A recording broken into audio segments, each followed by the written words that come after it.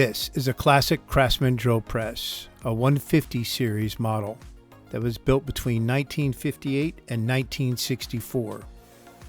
And this video is going to be the first in a series of videos about rebuilding this entire drill press.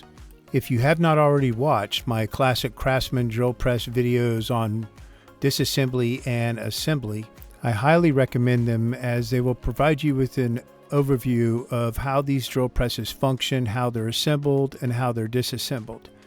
And you can click the link at the top of the screen or just go to my channel to watch any of those videos. Hello everyone, I'm Jeff and welcome to my shop.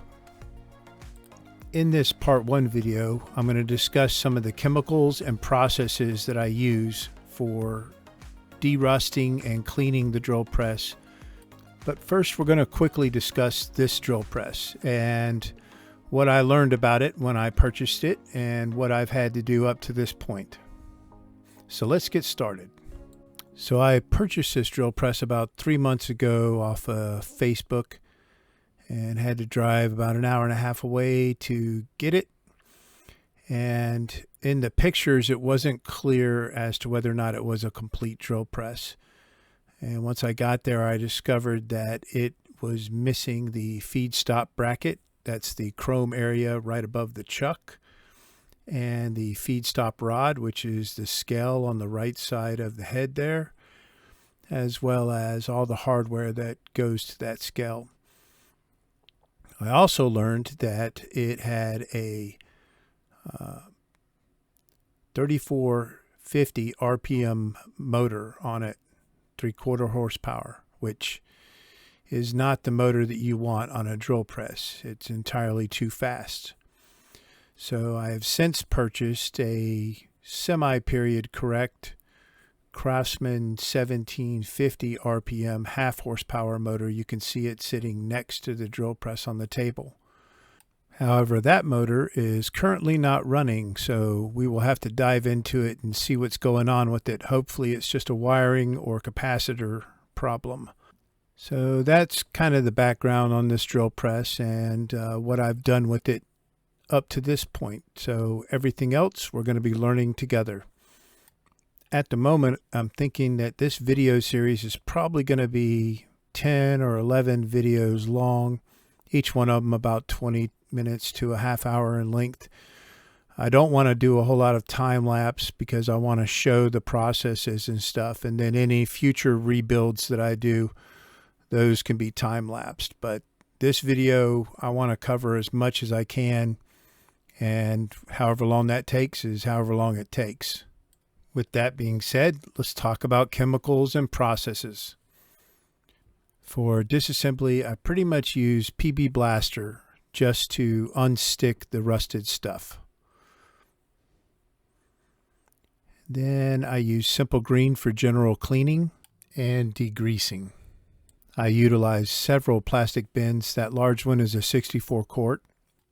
I soak just about every part on the drill press except for any of the printed panels and aluminum parts in Simple Green for 24 hours. And then when I pull it out, I rinse it off with cold water. Now, Simple Green will strip the paint off of something. I use a wire mesh strainer for the small parts.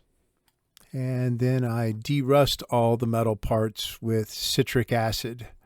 You can get a bag like this from Amazon. I use about 1 shot glass per gallon of cold water. Now, I've tried a bunch of different products, Evapo-Rust, Naval Jelly, you name it. Some stuff that you've even had to apply and then cover with cellophane. I've even tried vinegar, but the citric acid seems to work the best and it's the cheapest, and you can mix up however much you need to use, and it's completely environmentally safe. The biggest drawback with citric acid is it really smells once it's started to work. It smells like rotten eggs, so you want to do it outside. Also, just like the Simple Green, I do not soak any aluminum or printed panels in the citric acid. And when I do use the citric acid, I let it soak for about 24 hours and then I pull it back out and clean it off with cold water.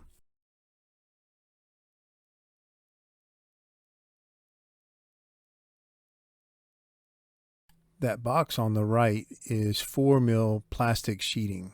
And you can make frames with plywood and then just drape the sheathing in there and fill it with whatever liquid you need if you don't have a bin big enough for the part you're trying to soak. And you can do that with simple green or with citric acid. And I use the electrical parts cleaner on motors, along with a small wire brush and a small nylon brush. And if you don't have a bench grinder set up with a wire wheel and a buffer wheel, you can get these small wire wheels and small buffer wheels from places like Harbor Freight. They usually come in packs of 5. And you're going to need a Scotch-Brite pad. Now, I use an angle grinder a lot, and that's a Scotch-Brite pad on the angle grinder. I also use these sanding pads, and that's a 40, a 60, and an 80 grit. And then a wire cut brush. Once a metal part is pulled out of the citric acid and is rinsed and dried off, I coat it with WD-40 temporarily, unless the part is getting painted, in which case I don't coat it at all. Now, this Meguiar's cleaner wax is awesome. I use this stuff to clean all of the panels and any printed part that goes on the drill press, as well as the final product that I place on the knobs. However, if one of your panels or data plates is too far gone to be usable, there is a member of Garage Journal that can reproduce any of the decals or panels as long as you get a good scan of it for them. And these are some examples of some panels that I had him reproduce for me. So next I use the Mother's mag and aluminum polish on all of the aluminum and anything that I want to polish up to a high shine. And it's really good stuff. And then I use Johnson's paste wax to coat the column and the table once they are completely cleaned and polished. And then Super Lube to lube the drill press during reassembly. If I'm going to rebuild the chuck, then I will be lubing it with this Mystic JT6 high temp grease. It has 3% moly and it's NLGI number 2. For the column, I use a piece of 4-inch PVC pipe that has a cap on the end of it, and I can just fill that up with citric acid and let the column soak for 24 hours.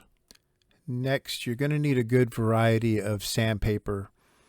So I use everything from 80 grit all the way up to 1500 grit and a rubber sanding block. When it comes to sanding, there's a couple of principles that I kind of try to follow. The first is, if it's round, you can put it in something that's going to spin it, like a lathe or a hand drill in a vise. And if it's not round, then you're going to have to do it by hand. I try to do the minimal amount of sanding possible to get the part looking the way I want, because I don't want to take off too much material. So if it's something like a pulley, I can chuck that in the lathe and I can sand it starting at whatever grit I think is going to be the minimum grit that I can use to get it polished the way I want.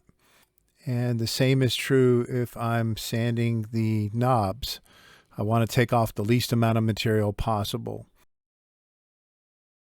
My process for sanding is anything from 80 grit up to 300 grit, I will dry sand, and anything from 300 and up, I wet sand.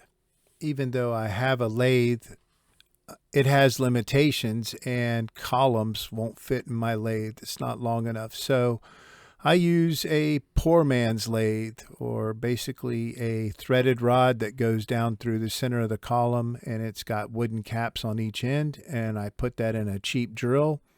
Then I have some casters that are bolted to a board. I place the column on those casters, and then I strap the drill to the table, and that spins the column for me so I can polish it. And lastly, I have a palm sander that I have a variety of grit discs for it, from 120 all the way up to 320, and I use this to resurface the table. So I think that covers most of the processes and chemicals that I utilize when I'm rebuilding a drill press.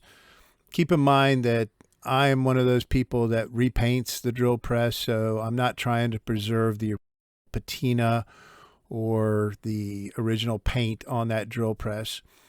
Also, I go above and beyond by polishing the pulleys and the column and that kind of stuff.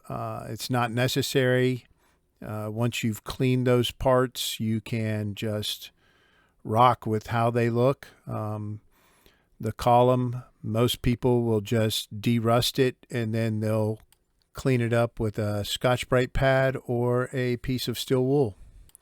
Well, I think that's going to cover it for this video, and rather than only get about 10 minutes in on disassembling the drill press, I'll save that for part 2.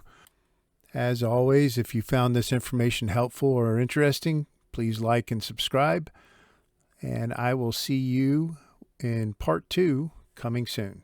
Thanks.